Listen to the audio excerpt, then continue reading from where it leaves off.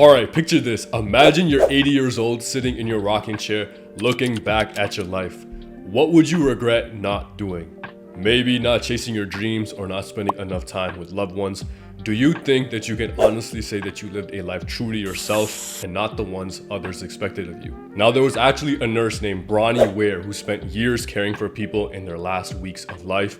And what she learned and what research shows is that you'll probably have one of 5 specific regrets that haunt almost everyone in their final moments of life. Now, imagine you could travel back in time and tell your younger self exactly what decisions to make so that the 80-year-old version of you has 0 regrets. And luckily for me and you, a billionaire by the name of Jeff Bezos, who you may know, figured out how to do exactly that. And it's the reason he decided to leave his comfortable 6-figure Wall Street job at 30 years old to build his dream company in Amazon and become one of the richest people on the planet.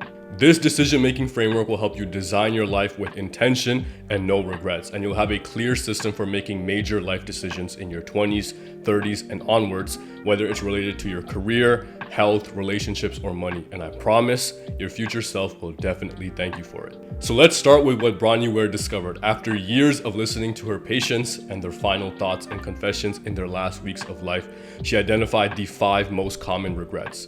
And the crazy part is that regardless of their background, wealth, or circumstances, people actually express extremely similar regrets across the board. The first regret actually haunted patients more than any other. They would say, I wish I had the courage to live a life true to myself and not the life others expected of me. Ware heard countless stories of people who basically abandoned their dreams to meet family expectations or social pressures. These people basically realized that they lived someone else's life instead of their own. The second regret appeared most frequently among men, which was, I wish I didn't work so hard. They remembered trading important family moments and milestones for promotions and paychecks. Their partners grew distant and their children ended up becoming strangers.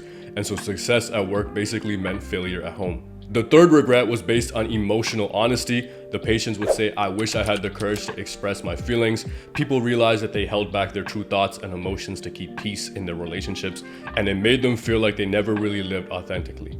The fourth regret involved losing touch with friends. They would say, I wish I had stayed in touch with my friends, and they realized that in the busyness of life, they let important relationships fade away, and money couldn't really buy back genuine bonds and connections. And so patients realized that their professional achievements meant nothing without people to share them with. And the fifth and final regret that surprised Ware the most, they said, I wish I had let myself be happier. People realized that happiness was a choice, but they spent so much time in old patterns and comfort zones that they forgot how to choose joy. They stayed in unfulfilling jobs, dead relationships, and boring routines because change felt too risky, and they ended up spending decades in self-imposed prisons. Now, here's what's terrifying about these regrets. If you notice, they're not about what these people did. They're about what they didn't do. They're about playing it safe, following the expected path, and never really taking chances on what really mattered to them. And the beautiful thing is that these regrets are all completely preventable with the right decision-making approach, and that's exactly where Jeff Bezos comes in.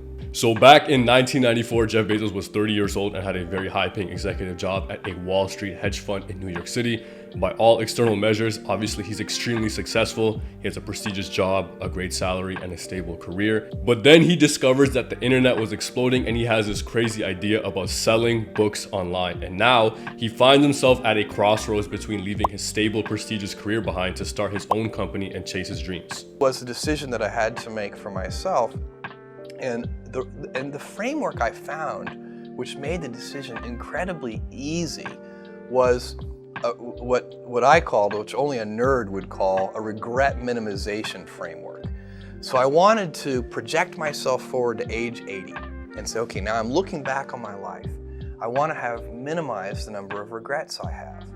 And you know, I knew that when I was 80, I was not going to regret having tried this. I was not going to regret having trying to participate in this thing called the internet that I thought was going to be a really big deal. I knew that if I failed, I wouldn't regret that. But I knew the one thing I might regret is not ever having tried. And I knew that that would haunt me every day. So he ended up coming up with a mental framework where he literally travels to the future in his mind. He imagines himself at 80 years old looking back on his life at this exact moment and asks himself a simple question. What will I regret more, trying this and failing or never trying at all? He's not asking what if I succeed, he's asking what will I regret. So he's literally using the perspective of dying to guide his living. He calls this the regret minimization framework, and it's the exact opposite of how most people nowadays make decisions. Instead of focusing on what could go wrong right now, he's focusing on what he'll regret not doing when he's at the end of his life. The framework made it easy for him to quit his $1 million job, pack up his life, and drive across the country to start Amazon in a garage, and the rest is obviously history. It's now a multi-trillion-dollar company, but the key lesson here wasn't just about starting Amazon or making a calculated risk like he did. The framework became a blueprint for living a life without regrets. He was literally designing his life to avoid the exact regrets that Bronnie Ware would later document. Now, why exactly is this framework effective? Your brain basically has this built-in flaw that makes you prioritize a comfortable today over an extraordinary tomorrow. Thousands of years ago, your ancestors survived by avoiding dangers like predators, lions, and starvation. They probably weren't worried about planning decades ahead. And don't die today was pretty much the only thing that probably mattered to them. And this mental programming obviously served them well in the past, but it doesn't make sense in today's modern society. This short-term thinking is exactly what creates those major 5 regrets we discussed earlier. Every day, millions of people make small decisions that feel safe in the moment, but turn into a lifetime of regrets. This regret minimization framework works really well because it literally forces your brain to think like your future self would. Instead of asking, what feels safe right now, you're asking, what would I regret not trying? This simple shift basically overrides millions of years of evolutionary programming that prioritizes short-term survival over long-term fulfillment. Now, let me break down how this framework directly addresses each of these 5 regrets. Regret number 1 was living for others instead of yourself. Bezos' framework forces you to ask, when I'm 80, will I regret not following my own path or following what everyone else expected? This cuts through all the external noise and gets you focused on what you actually want. Regret number 2 was working too hard. The framework makes you ask, will I regret working this much or will I regret not building something meaningful? It's not really about working less, it's more about working on what matters to you and your future self. Regret number 3 was not expressing feelings. The framework asks, will I regret saying how I really feel or will I regret staying silent? When you think about it from an 80-year-old perspective, the temporary discomfort of honesty seems pretty small. Regret number 4 was losing touch with friends. The framework would say, will I regret prioritizing this relationship or will I regret letting it fade? Your future self probably cares way more about genuine connections and company than your current self realizes. And regret number 5 was not choosing happiness. The framework says, will I regret taking this chance on joy or will I regret playing it safe? Your future self wants you to choose growth over comfort and will definitely thank you for it. I'm sure at this point you notice a pattern. The regret minimization framework is like having a conversation with the wisest version of yourself, the version that knows what really matters because they're looking back at the whole picture. Now here's the exact step-by-step process to apply Bezos' framework to any major life decision you're facing.